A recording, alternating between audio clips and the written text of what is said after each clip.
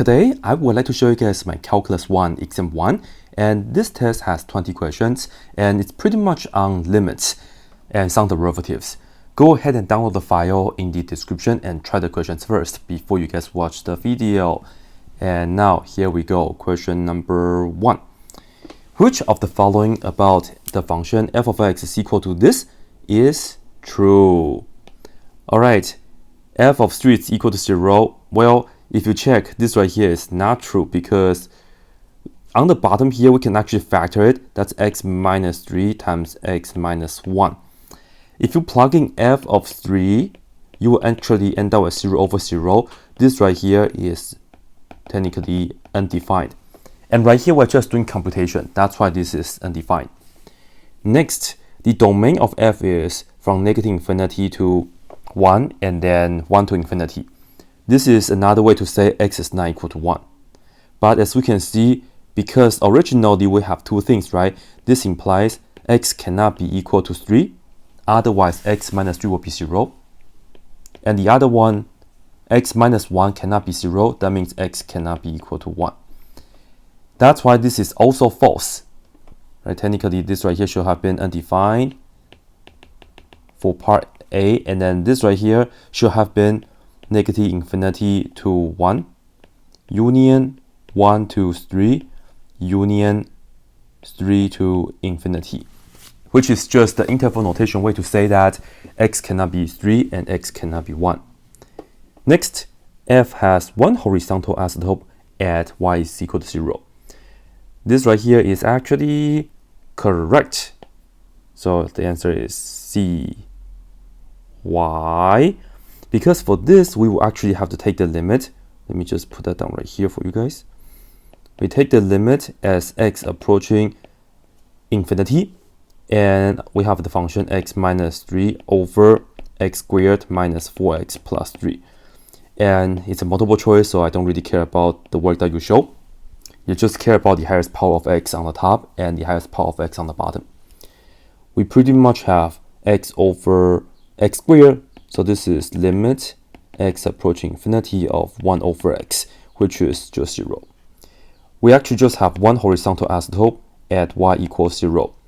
If you check the limit as x approaching negative infinity of the function, you end up with negative infinity on the bottom.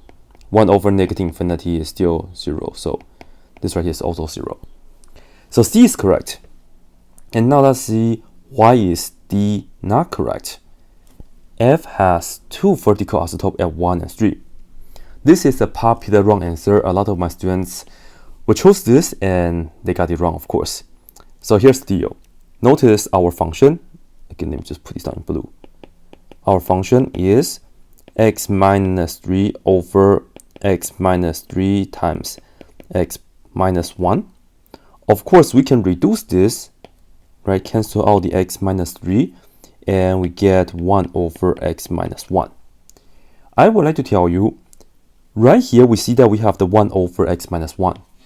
From here, this tells us we have a vertical asymptote at x equals 1. Because for the vertical asymptote, we want to have a non-zero number on the top over 0. And as we can see, we got rid of the x minus 3 earlier. So in fact, here we have a so-called removable discontinuity at x equals 3. As you can see, there's no more x minus 3 for the final result. So that's why removable discontinuity at 3, which is like an open circle. Just say it's a hole on the graph in our case. All right, so that's number 1. Number 2, we will take the derivative of x over x squared plus 1. So we will have to use the quotient rule. Here we go.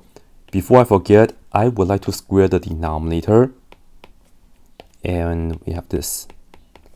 For the top, we put on the bottom function, which is x squared plus 1 times the derivative of the top. The derivative of x is 1. And then minus the top function, which is x, times the derivative of the bottom.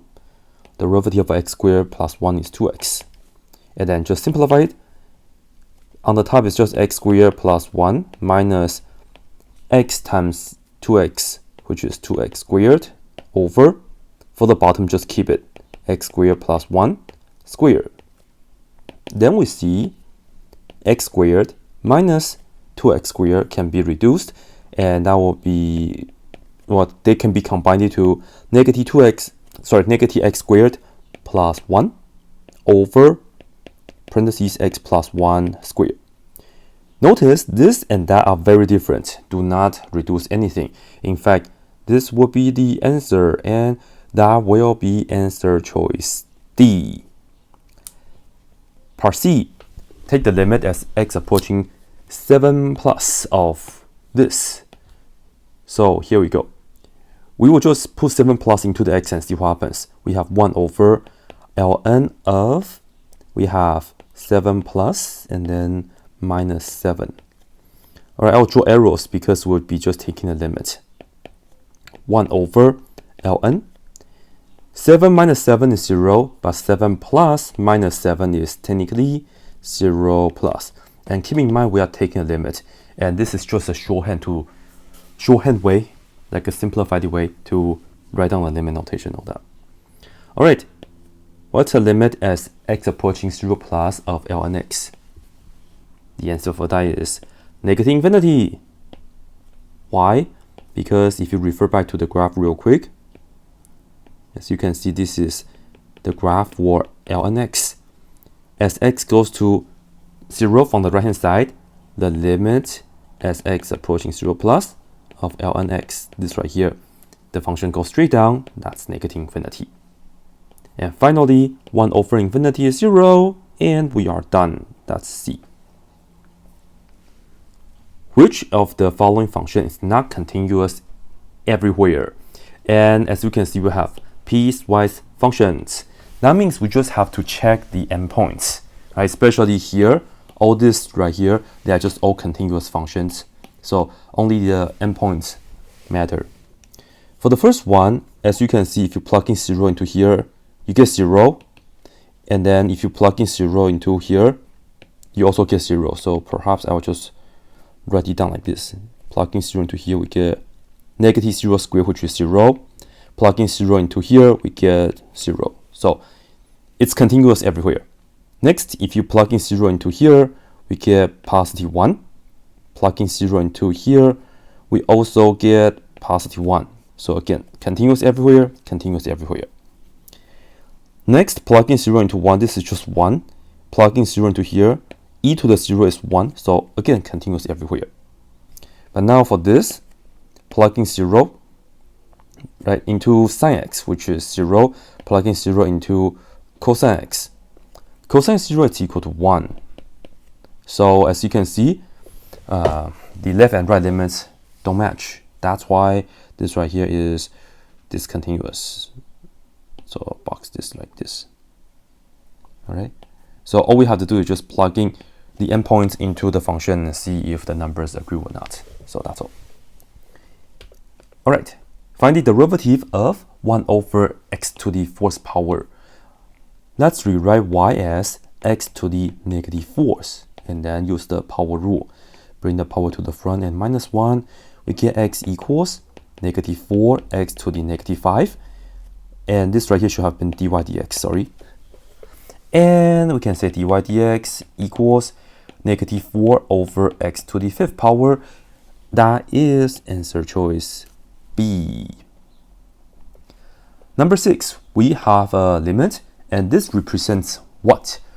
Well, I will remind you guys, so recall, this limit actually is the definition of derivative. I'll write this down. When we have f prime of, notice we have x approaching a number, so we'll be using this version. F prime of a equals the limit as x approaching a, and here we will have f of x minus f of a over x minus a. And this right here is pretty much the slope formula, but we take the limit and that will give us the instantaneous rate of change. So as we can see, this function, so this limit as x approaching 2 of x to the 5th power minus 32 over x minus 2. This right here represents f prime of 2, isn't it? Because we have this 2 right here that matches with that 2, which is the a value. Cool. And we will also have to denote that our function is this guy, that is x to the 5. Yay. So that will be answer choice A. Be really careful though. A and C are kind of similar, so no, this is the wrong function. It's just x to the 5 as the function. Next one. Given the graph of f of x right here, we have a sine curve like this. But here's the point that's like weird, huh? So okay, be careful. Which of the following statement is true? F of pi over 2 is equal to 0. That is actually false, right? Because f of pi over 2,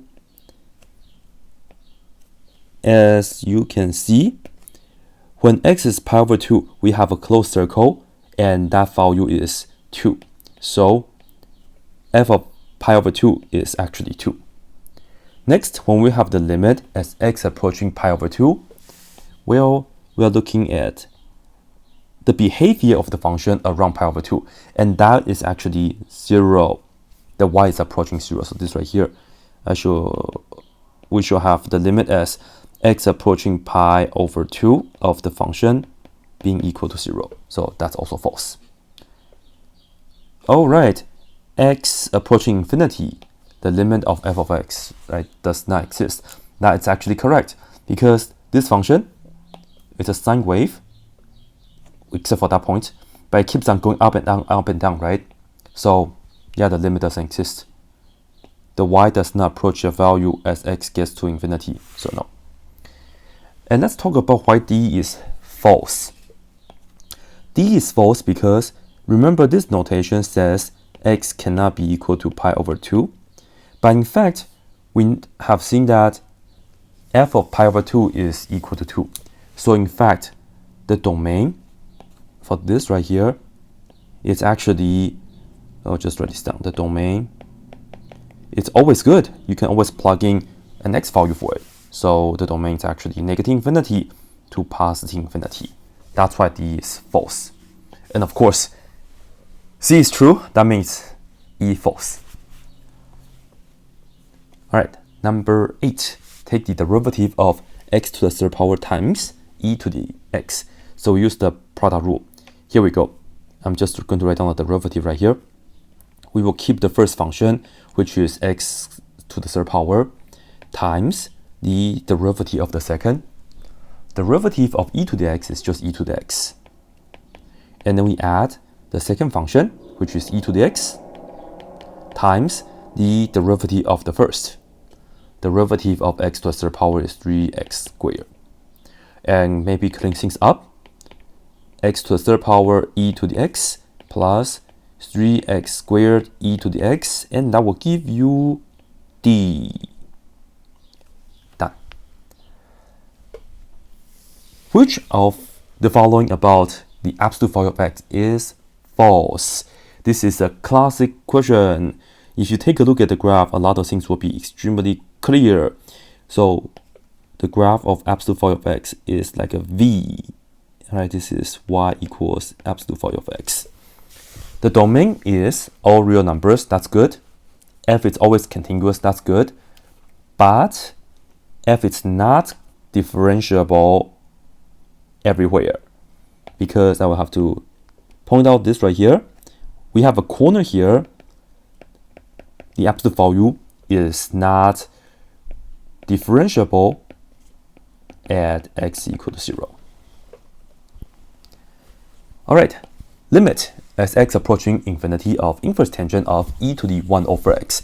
So let's take a look. I'm just going to be plugging infinity and see if we can draw conclusions along the way. 1 over x, which is the infinity. Alright, let's see. I'm going to just draw arrows. This is inverse tangent of 1 over infinity gives us 0. So it's like this. And then we have inverse tangent. And remember, always do this inside out. e to the 0 is just equal to 1. Good. And then what's inverse tangent of 1? The answer for that is pi over 4. So let me just remind you guys, note, because tangent of pi over 4 is equal to 1, therefore inverse tangent of 1 gives you pi over 4. And I know there are infinitely many choices to enter it right here for tangent of that angle being equal to 1, but remember, the output of inverse tangent has to be in between of negative pi over 2 and pi over 2. That's why inverse tangent of 1 is just pi over 4. With that said, the answer is B. Alright, moving to the show work questions, aka the free response questions. And this is the place that you can earn partial credit. Anyway, a particle is moving on a straight line and its position is given by this function, and t is measured in seconds and s is in meters. What's the instantaneous velocity of the particle at t is equal to 5? So let me highlight the things that are important. Of course, we have the position function, and of course the question is asking us for the instantaneous velocity, and we care about when t is equal to 5. All we have to do is just to take the derivative. Remember, the position is given, we have negative 2t to the third power plus 17t, and the velocity is just the derivative of the position. So we can just use the power rule here. We get negative 6t squared plus 17. And now we want when t is equal to 5. So v of 5, all we have to do is plug in 5 into the t. So we have negative 6 times 5 squared plus 17. So let's see. So that's 25 times negative 6, and that would be negative 150, and then plus 17. That's negative 133, right? Negative 133. So this is negative 133. And the limit, not the limit, the unit is, we have t in seconds and the position s is in meters. So we have meters per second. And we can have negative velocity because it means that we are going to the negative direction. Right? So it depends on what direction is positive.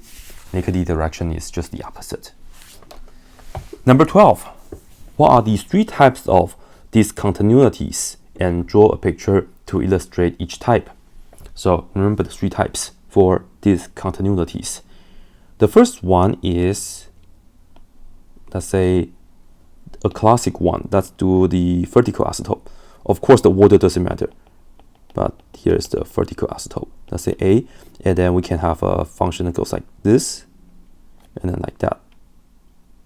So I'll just say vertical asymptote at x equals a. The function is discontinuous. Next, we can have a curve like this, but with an open circle.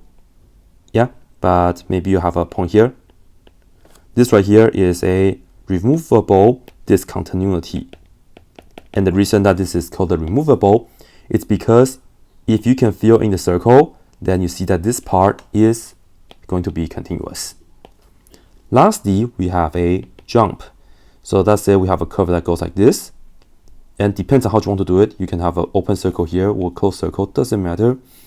And then let's say I have a closed circle here, and know that here we have a jump at x equals a.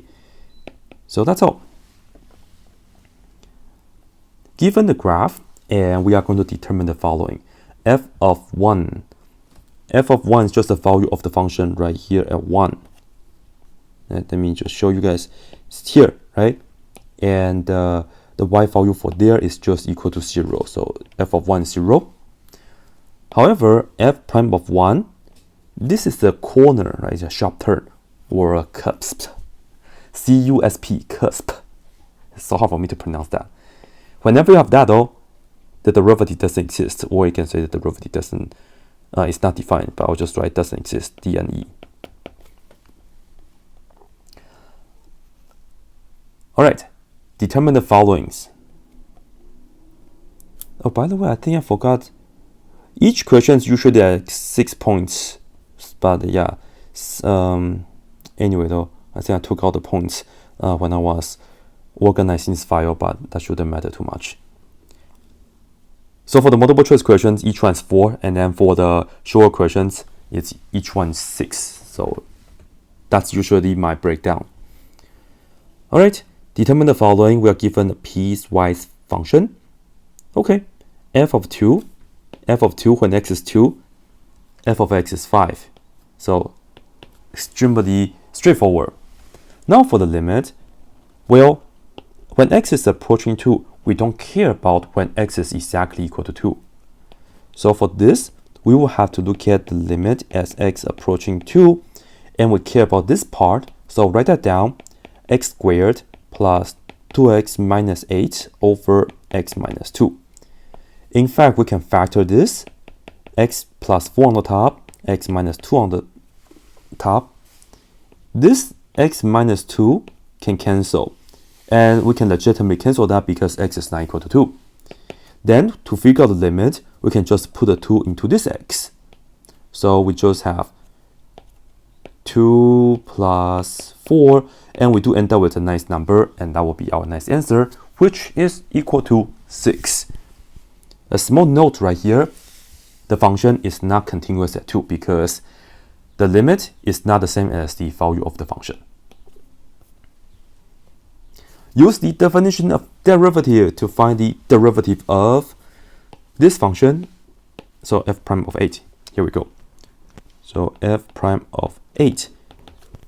Let's use the one that we had earlier, the limit as x approaching 8, and then we have the function minus f of 8 over x minus 8. So this is the limit as x approaching 8. The function is square root of 3x plus 1 minus f of 8. Well, let's see, f of x is equal to this. So f of 8 equals square root of 3 times 8 plus 1. 24 plus 1 is 25. Take the square root of that is 5. So we have that, and then over x minus 8.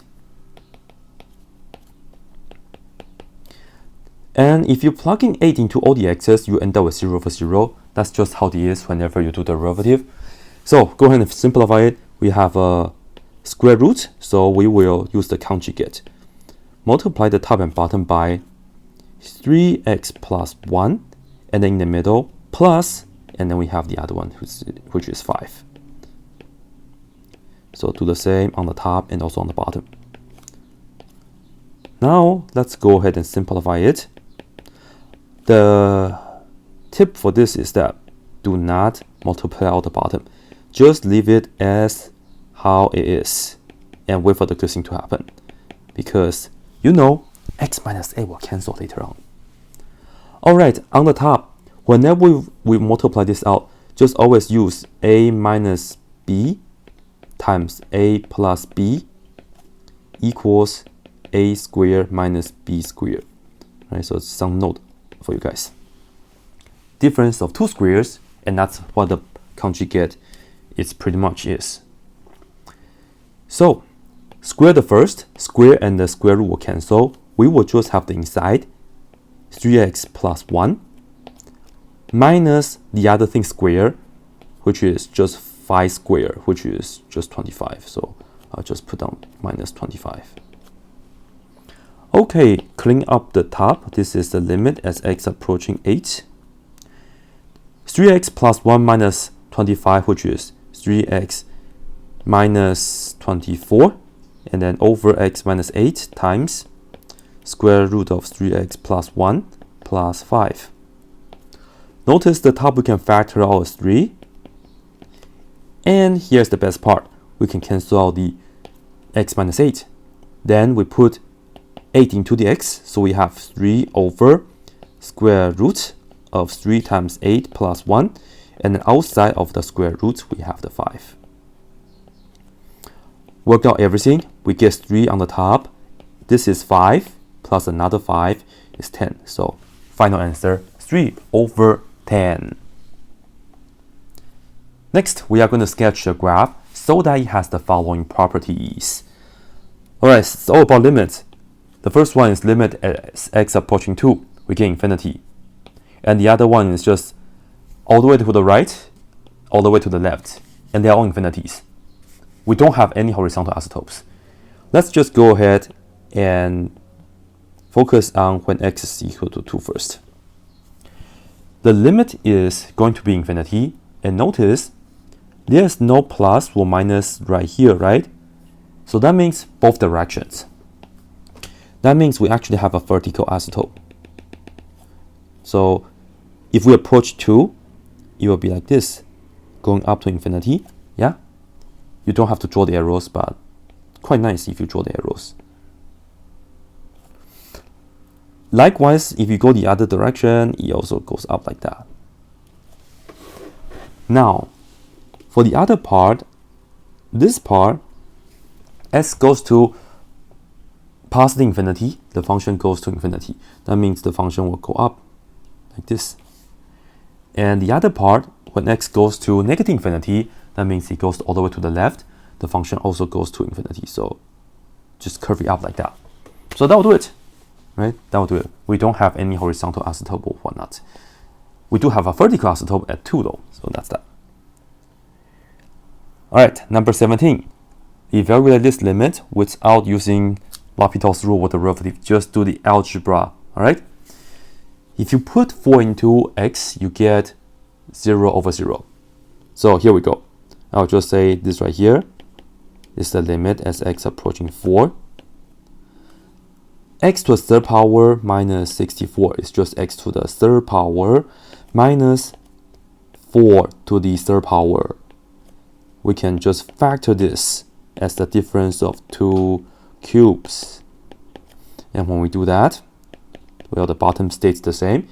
And I will tell you, we get the first parentheses, x minus 4 times the second parentheses, we have the first term squared, so we have x squared, and then it will be a plus right here. Keep in mind, we have a minus here, and then a plus. That's the pattern, minus, minus, plus. Next, we add, right, it's a plus, we add this x times that 4, so altogether we have 4x.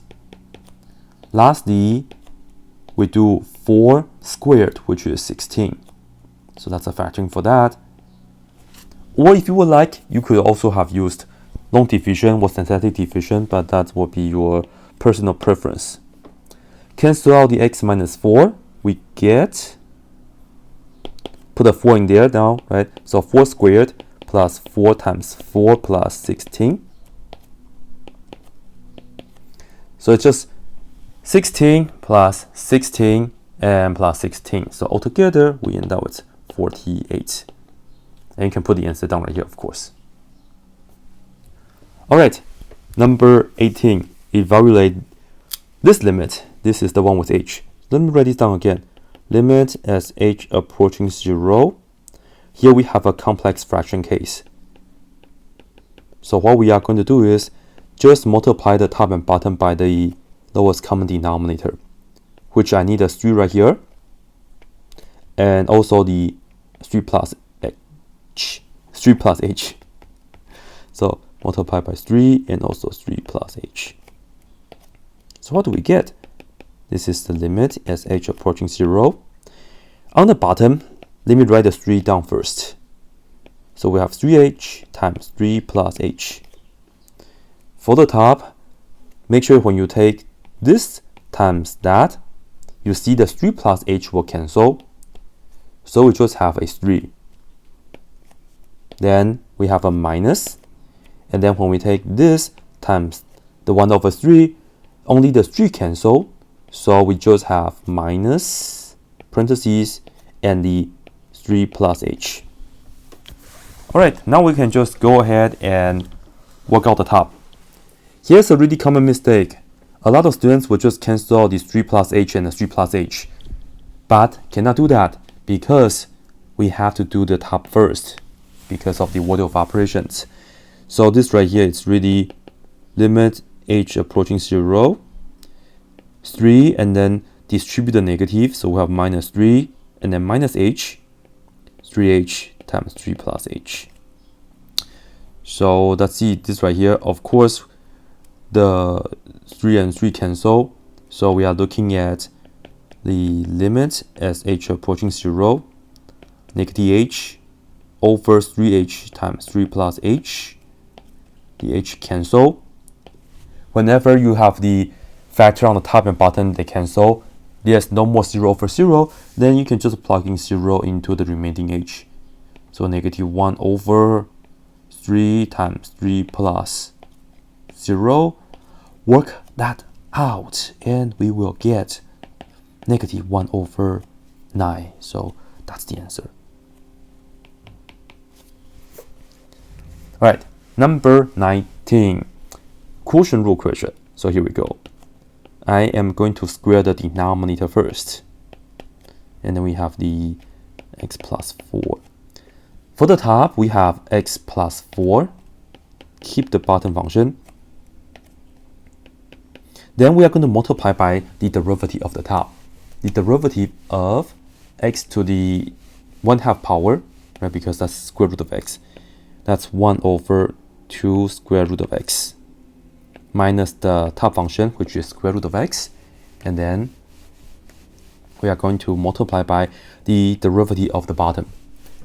Derivative of x plus 4 is equal to 1. So just multiply by 1. That's pretty much it, huh?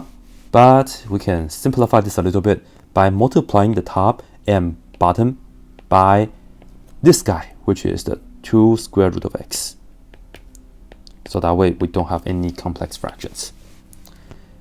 So first, when we take this times this part, the 2 square root of x will cancel. So we just get x plus 4.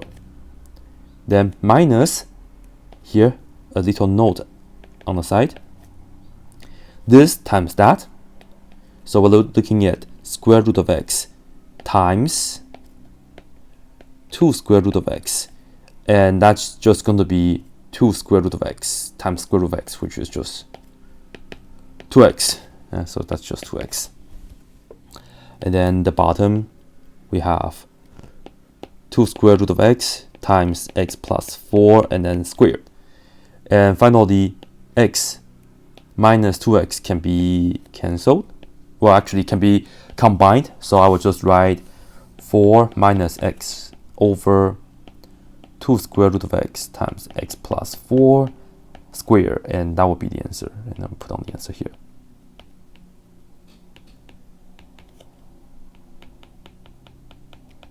So that's it. Alright, last question. We're just going to be using a table of values to determine sine of 3x over x as x approaching 0. And for this right here, of course, you can also go ahead and just use a calculator. And some people might know the answer right away. I will just say, I'll tell you guys though, the answer for this is equal to 3. And well, I will give you guys a table right now as well, so just to make it more legitimate, all right? So let's go ahead. I'm using my calculator. Well, I'm using my phone on the side. But on the test, don't use your phone, of course. I will select some x values, and then here is the function. And let's do like, say, 5 points. When x is 0, this thing, because we have the x on the bottom, we have undefined. Just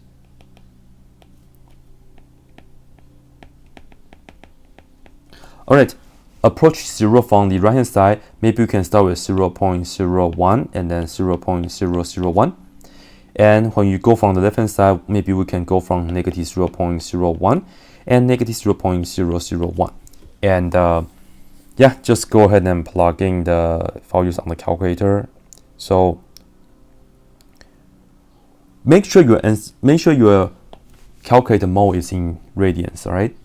So when x is 0.001, you get 2.99955.